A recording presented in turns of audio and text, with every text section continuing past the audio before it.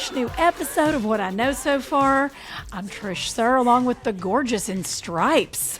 Oh, Karen Mills, that's me, looking... sharp, very sharp. Looking Ralph Lauren. Very Ralph Lauren. Yeah. You are always is it epitome or epitome, whichever, the height of chic. You are never, even Karen, like run into a grocery store, y'all, never look shabby. That's not true, Trish, but I known you a appreciate long you time. saying that. I'm telling you. I've never seen you in like a "what she said" t-shirt. Like, no, it ain't gonna happen. No, but you can catch me walking dogs in socks and sandals. So do not overrate me. But they will be a chic sock and a chic sandal paired together. This is all about what this represents here is a sharp right off an exit to a Ralph Lauren outlet. That's Let me tell you what this is something. about. No one makes a harder cut on a steering wheel than Karen Mills when True. she sees an RL outlet. If there is Ralph Lauren at an outlet or an Adidas, Yeah, I do love an Adidas. you love an Adidas. She loves a three-stripe life. Karen Mills will two-wheel it. Allegedly. I'm not trying to say she gets in accidents, but you will. Well, not Stop. only will I, you've been with me many times, and I don't even have to be in the right lane. No, that's what's impressive. She never puts anybody in danger, which is also another skill to you, a testament to your skills. Is you will cut across 4 lanes of traffic sometimes and be like, I got us. I'm like, what's happening? Tanger outlets or Tanger premium outlets. We see those signs, honey. We start salivating, sweating at the same time. And if there's a Ruby Tuesdays in the parking lot, oh gosh, Oh, yeah, we're having lunch. we're having lunch. We're living our best lives. I don't have a lick of sense of that Ruby Tuesday salad bar, Caramel. I know it. That is life on the road right there. We just summed it up. We did. I can tell you that, I don't know what year it was. I'm going to guess probably about 2016. I got real thick and I couldn't figure out how I was gaining all this weight. It's a true story. And I was on the road and I was starved to death, and I made my plate at the Ruby Tuesday salad bar and then made a side plate of their dang pumpernickel croutons, which I know are rolled in God knows, because they don't have dairy, but they're like rolled in oil, with oil, excuse me, oil for your Southern, oil for your Southerners, oil. And I was like, oh my Lord, I've gained probably 8 to 10 pounds in this calendar year off the croutons at the Ruby Tuesday salad bar. A little crouton roll here I'm dealing with. I just did 1 bite of a salad, 4 croutons. So I've cut back, everybody. That's what I've done. Karen and I can always go off the rails. This episode, we know, is going to be an Ask Me Anything episode. Y'all sent us some questions we love. We love answering them. And you sent some pretty good ones. We're not going to go on too long. But one of them is, yes, if you want to know what we do for fun, outlet malls. One of the things, yes. One of the many. Katie, you want to start with a question, or do you want? Yeah, you go first. Well, since we were just talking about, that's life on the road and driving in between gigs and, what we do. But one question I got was what kind of jobs that we had before we got into comedy, or when we were just starting out and had to supplement our income, kind of thing. So that's a great one. I can't wait to hear. You go. Yes, you start. Okay. Well, when I started, I had to have something flexible because I was trying to work and take whatever gig I was offered to open. Yes. But that might be one, if I was lucky, 2 weekends out of the month, and the rest of the time I had to work. But I couldn't be full time because when the booker gig called, comes, I was that's right. going. That's and if right. it meant quitting what I was doing, I'd do that too.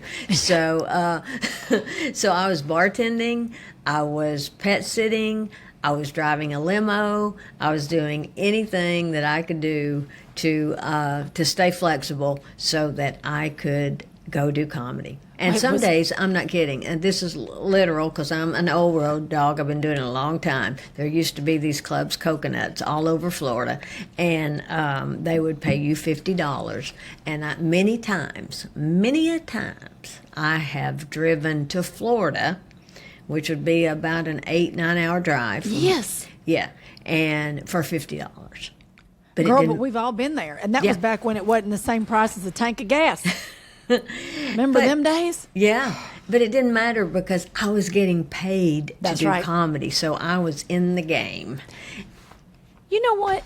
That's also a testament to your trust muscle, right? Because when you start making money at the thing that you are passionate about, it helps build your trust muscle in, I am good at this. I am a professional. I do get paid for this. And so those little deposits you made in your own just psyche of saying, I am worth this. Yes, I just drove 9 hours for $50. Yeah, for $50. I lost money. Yeah, but it didn't matter. It didn't matter. And the thing is, the fact that they were offering me to come for money meant that they thought I was good enough to be there.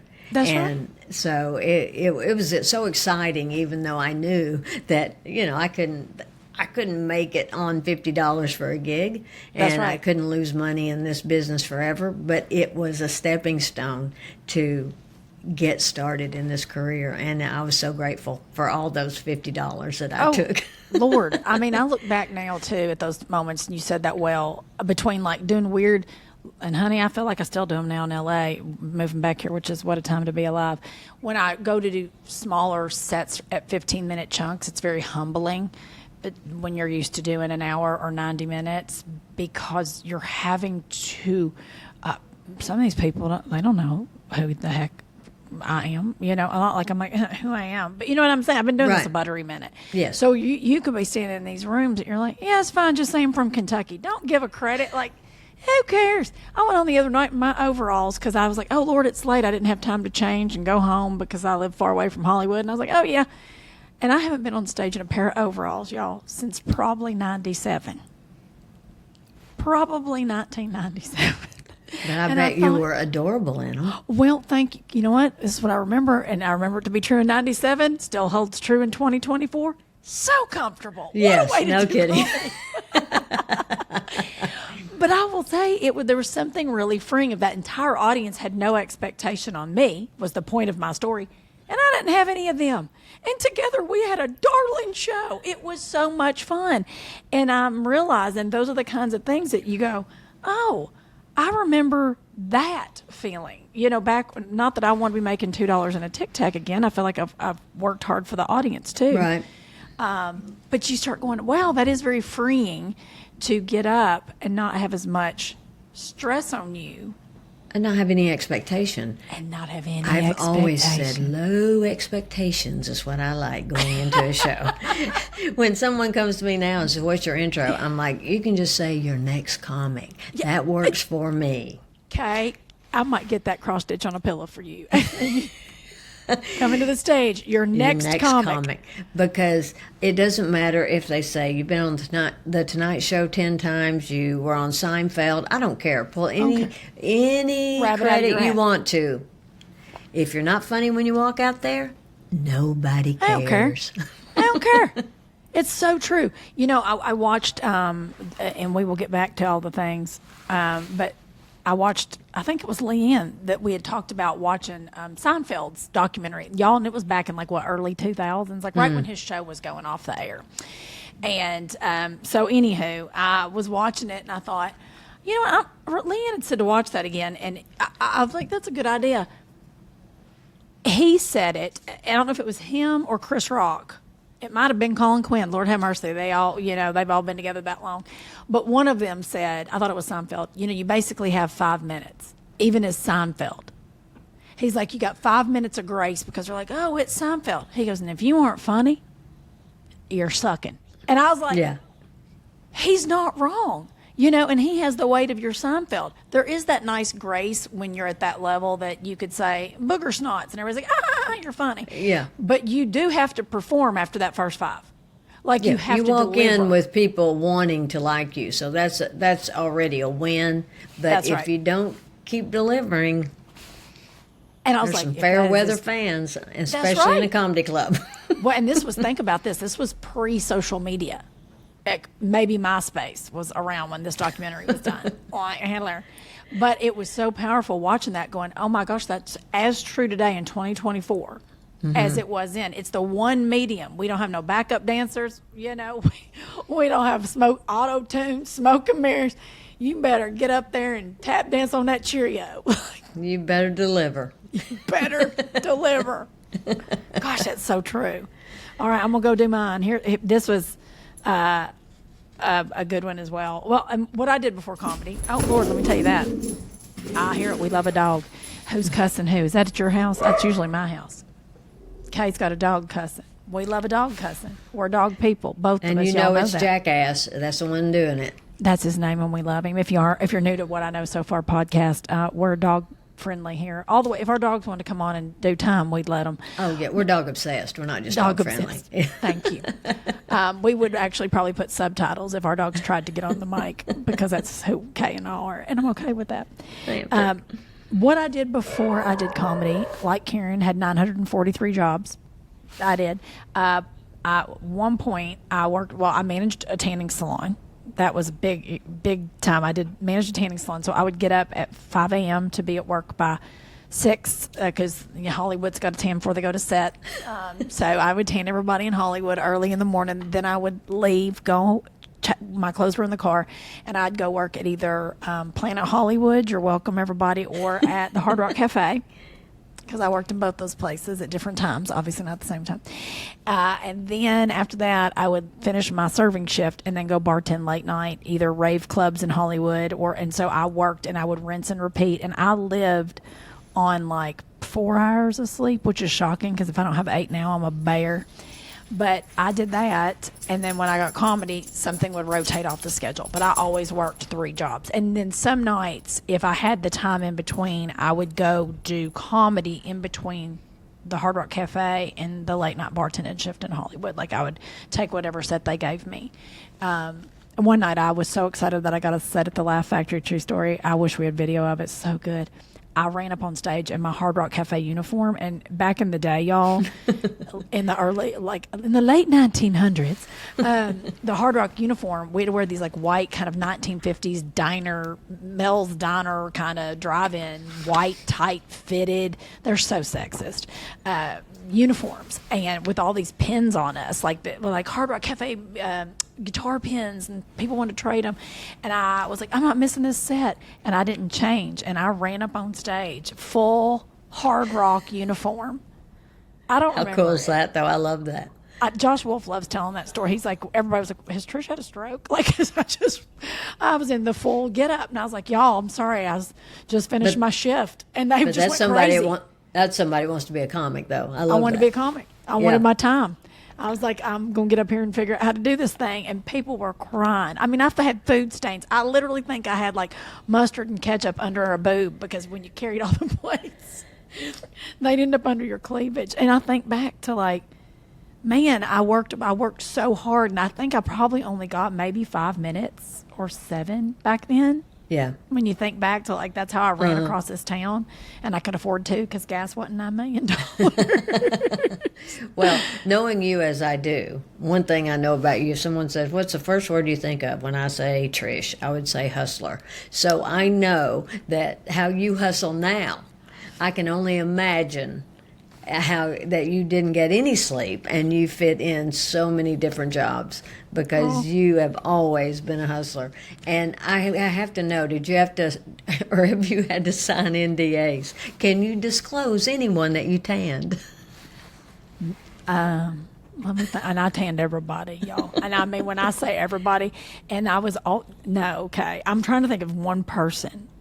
Only one I would say is Billy Bob Thornton. I tanned Billy Bob.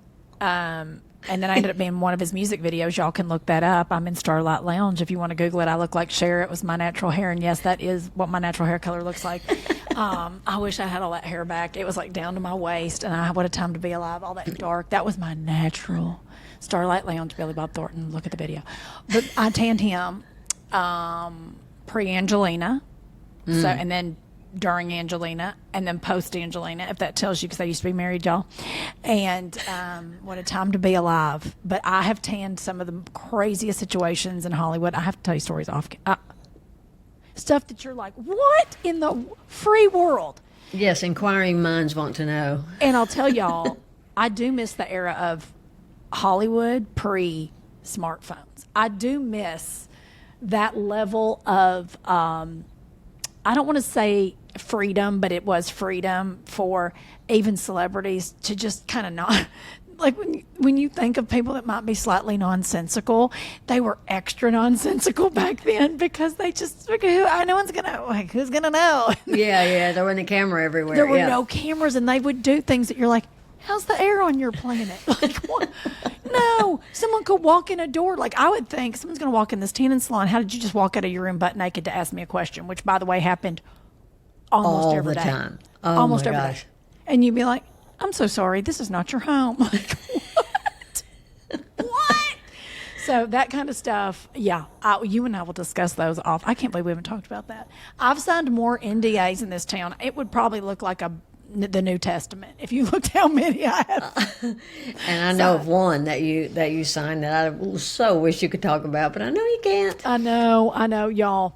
I would write a book of fiction, yet that all the celebrities that I've been blessed enough to have been around and learned from would make every dollar off the book I could write, meaning simply off of what I've learned. Like, I think back now to the education I have received off of working with and for, not just tanning. I've helped cook for families, sous chef, all these things. Wild stories. You've nannied too, haven't you? I have nannied. I have done.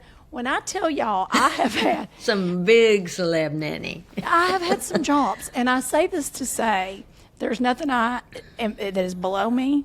There's not. I've cleaned houses. I've done everything, and I not just clean house on Clean House, the TV show, which I'm lucky enough to do, but I've literally cleaned houses.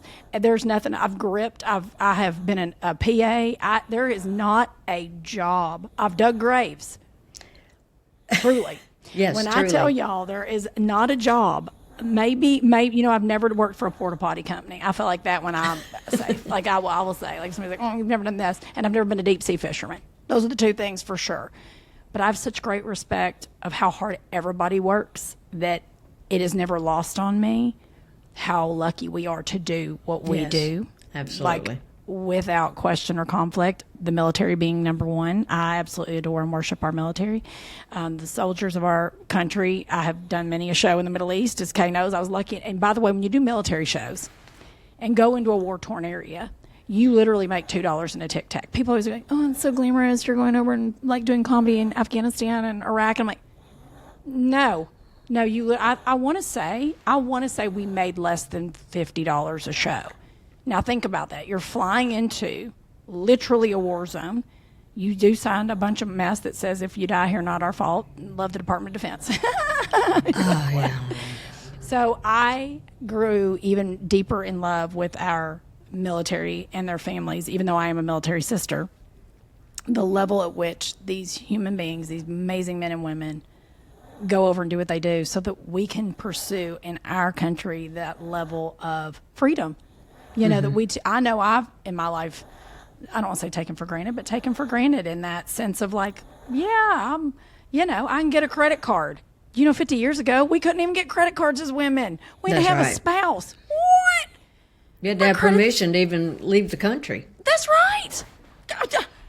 As my dear friend John DeLong says, get God down here. That can't be correct. Yeah, it was. Right? It's just wild. And so to get back to all the jobs that everybody does on a daily basis, I don't think anyone's is better than anybody else's. I just think you find the thing that makes you shine.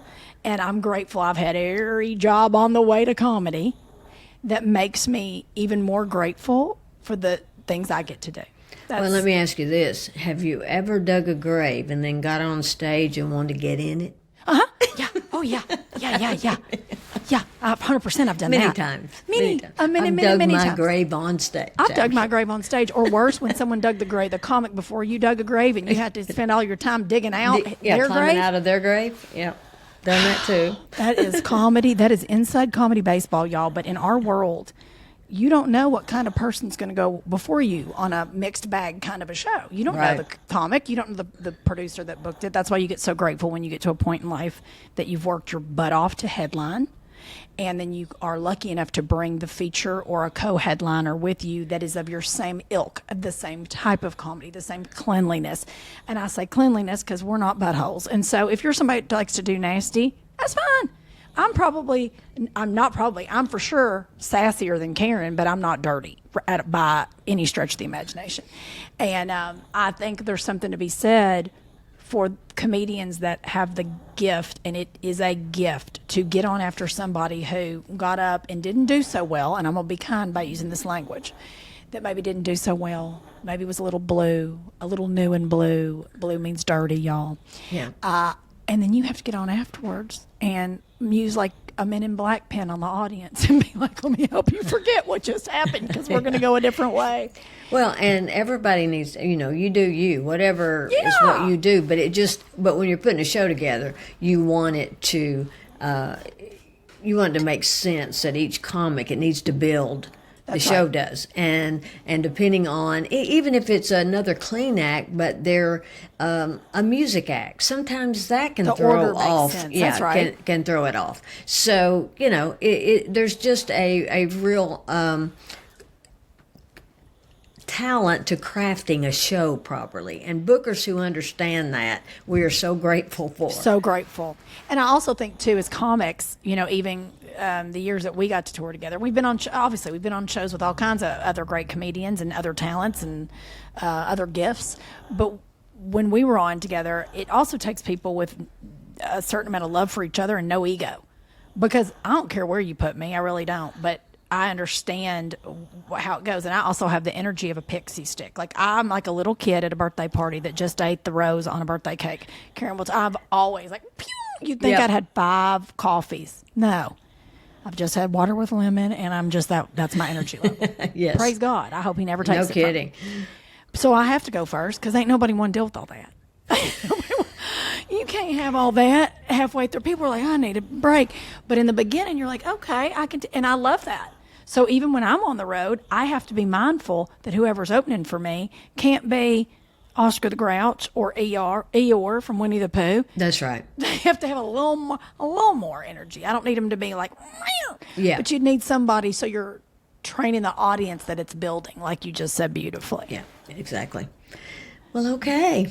We're just going to power through these. Yeah. So there are some really good questions. I'm going to give this one that I thought was very interesting, and you and I have talked about this many times, but someone asked me, how do you deal with grief being raised in the funeral business? And if you don't know, you're new here, my family's in the funeral business in southeastern Kentucky, and that's how I grew up. We didn't live in it. We lived near it, but was always in it and around it my entire life. So I don't know if it's a better relationship with loss, but I have a really comfortable one because I was raised from a very young age to, none of us are getting out alive, no matter what you've accomplished or haven't accomplished in life, how mean or how kind. How much money. How much money, whatever it is, we're all meeting the same fate. We really are. And so I always kind of had that level playing field about what it meant in life to be good to each other, because we all have the same out, basically.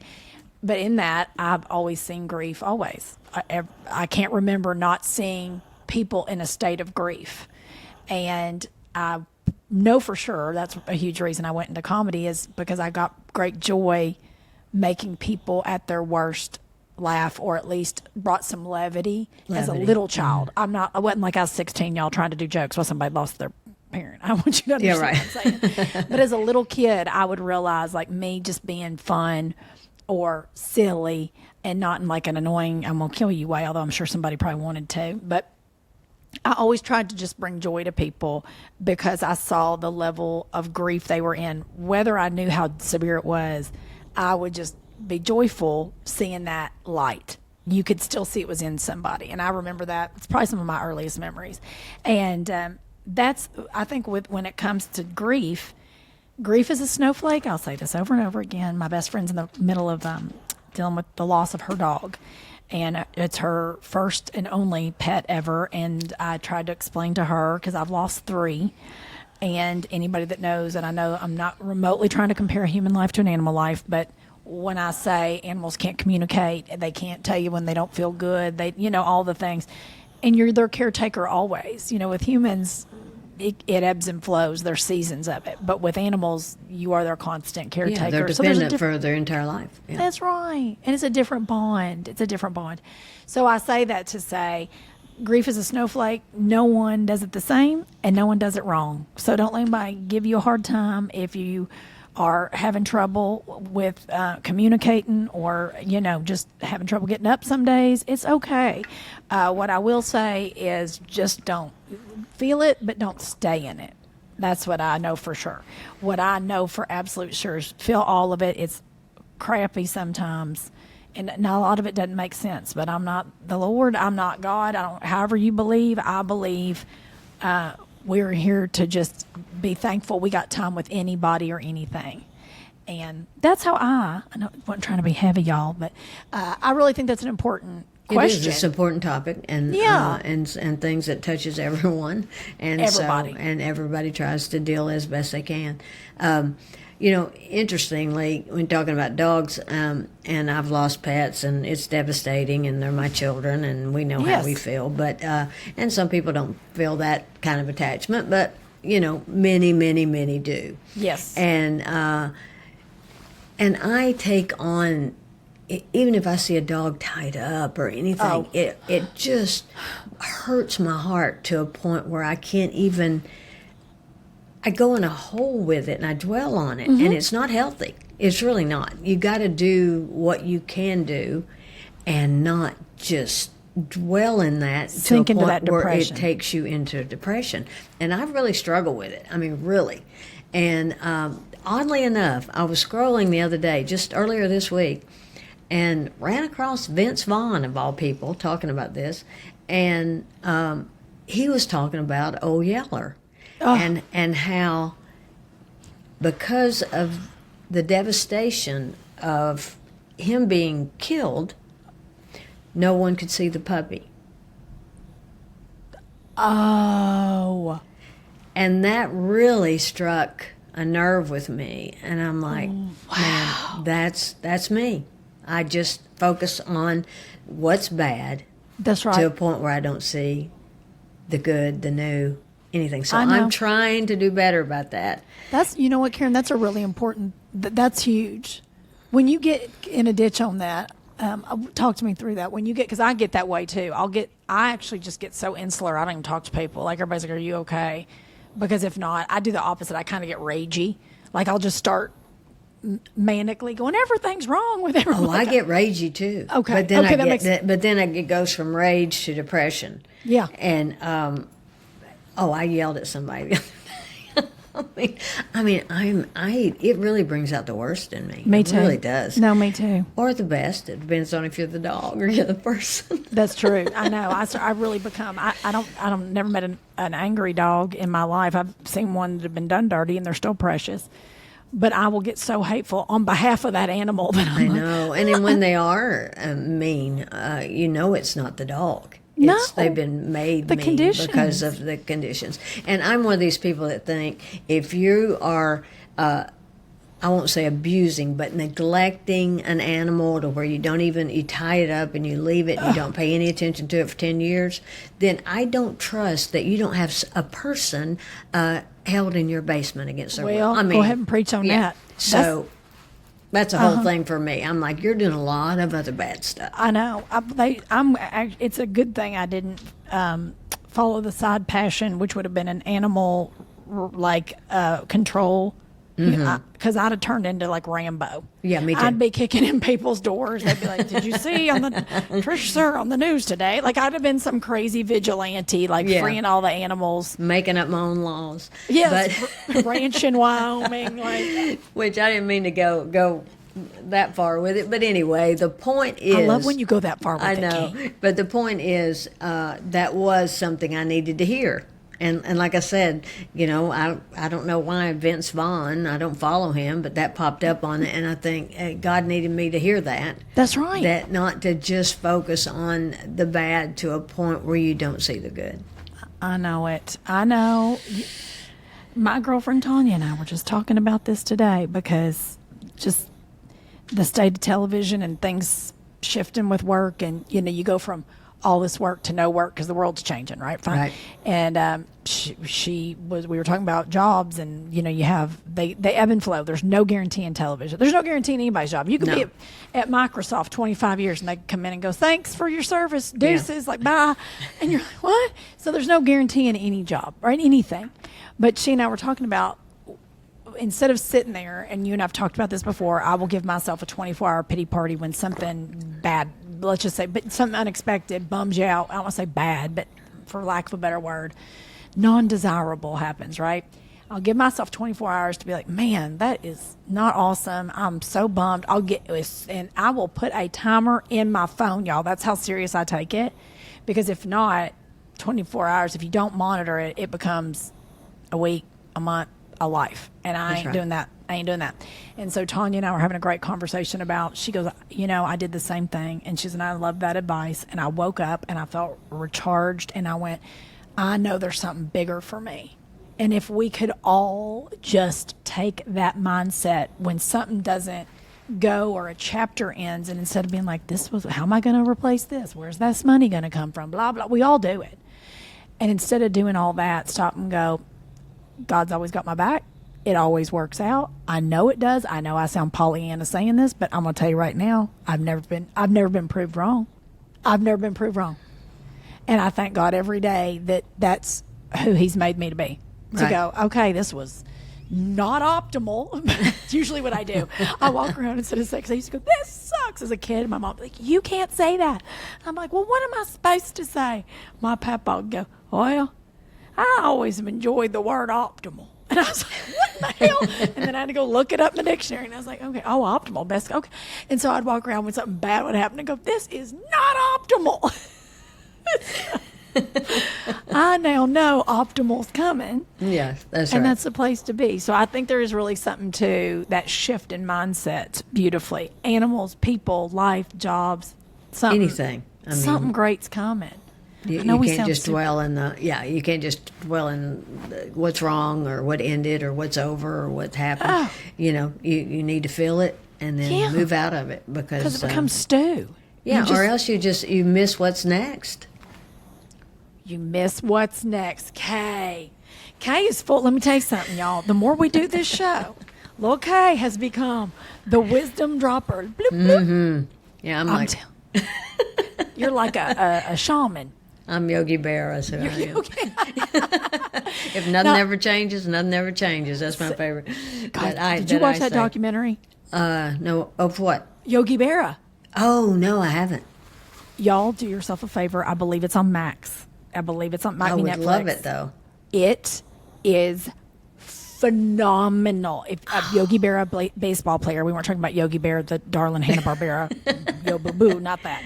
Yogi Berra, baseball player. Yes. Then after that, most notably, was the manager of the Yankees.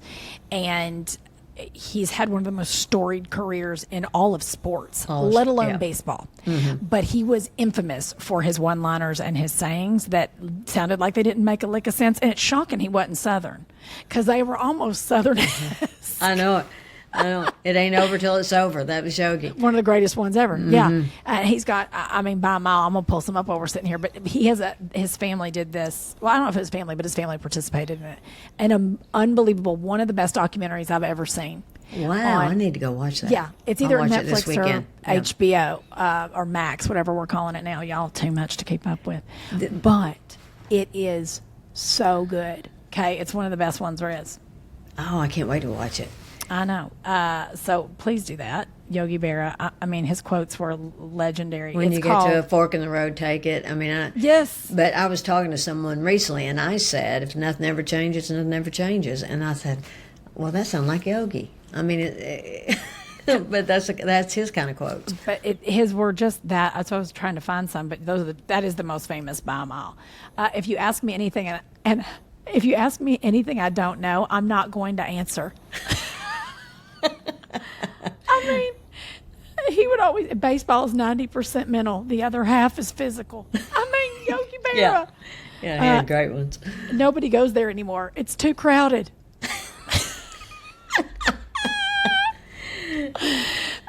You can't observe, you can observe a lot by just watching.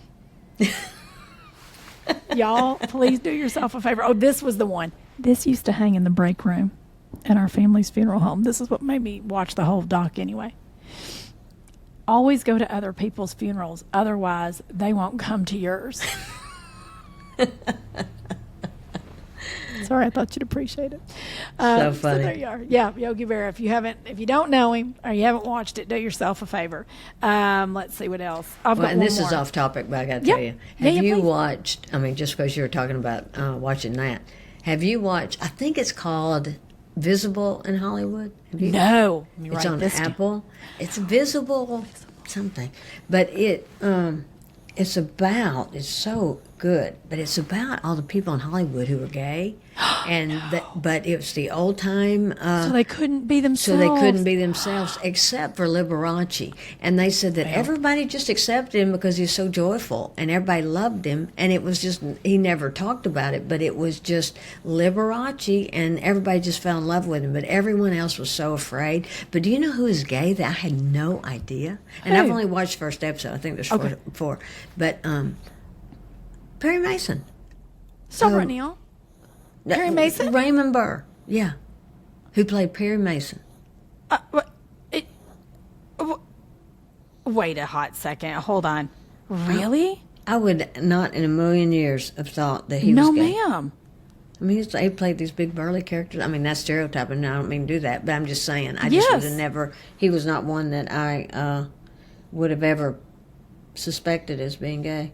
I did not. And and like Mr., the epitome of like law and order and, fairness, justice. Yeah. Oh, I'm watching this. See, I love that stuff. Yeah. I love that. I love anything old Hollywood. I get it's hard. It is very hard living near Hollywood now, y'all, because there's not a lot of preservation. I don't know where the Hollywood Preservation Society went, but apparently they don't exist. And a lot of gorgeous, historical, stunning buildings were either dilapidated and not being cared for, or being torn down to make mega mansions. And it's just a bummer, because that's the other part of Hollywood that just makes it so magical. And you're like, no, please don't build another big shiny, whatever they are. Well, I just want to tell you that because I knew that you would I'd watch it. Yeah, no, it's just called Visible. Okay, y'all, if anybody's seen it, DM us. We need to know, like, how many, if you watched all 4 episodes, was anybody surprising to you? And aren't we grateful that we are not in that time anymore? Everybody can just be themselves. Well, we're trying to get there. Yeah, well, we're working harder. A lot further than where they were. God bless Praise them. goodness. I know, that's right. And we just keep getting further, that nobody will have to be like, what? I love Karen's ringtones. Mine are just like the boring ones that come with the phone, and Karen's always got a dance party or like a train whistle. But what happens that I put on do not disturb, and it still it's my okay. phone ring. I know it's okay, but I just don't understand. Nobody's worried about it right now. No, ain't nobody worried about it. Nobody's worried. It's what we love about it. I'm going to ask one more question, which was asked by us, is when are we doing a show together? Which we appreciate that question. Yes. We're working on it. We are. It's really about coordinating schedules. Yeah. So don't you worry. It's not that I would read a Waffle House menu with Karen Mills anytime. Yes. Or and we have Tuesdays. much fun. We do. Together, and it's a fun show. And I promise you, we actually want to do a podcast live with the comedy shows. So it would be really, really fun. That'll be so much fun, which we'll get to. And I'll help sack up your luggage since we won't have little Tess Lucille with us. Yeah, that's right. I love sacking up luggage, y'all. I run a tight ship. Well, you can do that whole Tetris thing in the car. I enjoy it. Yes, I love the logistic. You can put together a puzzle and fit more in there than... It's the Capricorn in me. Are there any other Capricorns listening who just, like, my husband thinks it's a control freak thing. And I'm like, maybe that could be it. But I am friends with so many Capricorns that they're the same. They're like, that's me. I do the same. And I'm like, thank goodness. Because I thought, man, I gotta quit this. But it's like in my DNA. Yeah. So it is Christy's as well. And she's Cancer. Really? But they're very meticulous Cancers. Cancers are very... the word is meticulous, like the details. Everything's the details. That's why Cancers and Capricorns get along so well, is we are the logistics. I would be darling running UPS. Like, we love how, like 5 planes and how much does it have to get there and what's the weight on it and when do you need it? I love that mess. Oh, God. No. Karen rolls in the airport on 2 wheels and is like, do I remember my bag? Yeah, that's right. The Aries in me does not care about that. That's my husband. You know, Jace, my husband's an Aries. And he's like, it's fine. It's fine. Like, We'll do he's it. like, We'll make it. yeah, We'll get there. He's like, it's going to work out. And Yeah. I'm like, what kind of crazy person says it's going to work out? If we don't work it out. Right. Yet, meanwhile, I'm over here going, God's going to let it all be handled love and light. Unless, of course, it's a flight or travel. Then I'm Yeah. like, I'll be there 2 hours before. Oh my! funny. We could have done a bunch of Ask Me Anythings. We didn't want to eat up your whole day, y'all. Yep. Send us more questions. We love answering them. Tell us what guests you want on because we have great new guests coming. And we can do this periodically. So send questions, and we'll Yeah, we love Yeah. an AMA. An Yeah. AMA, as the kids say, ask me anything, ask us. AUA, ask us anything. Yeah. We're thrilled to answer it. And we just love y'all. Please rate, subscribe, review, all the things.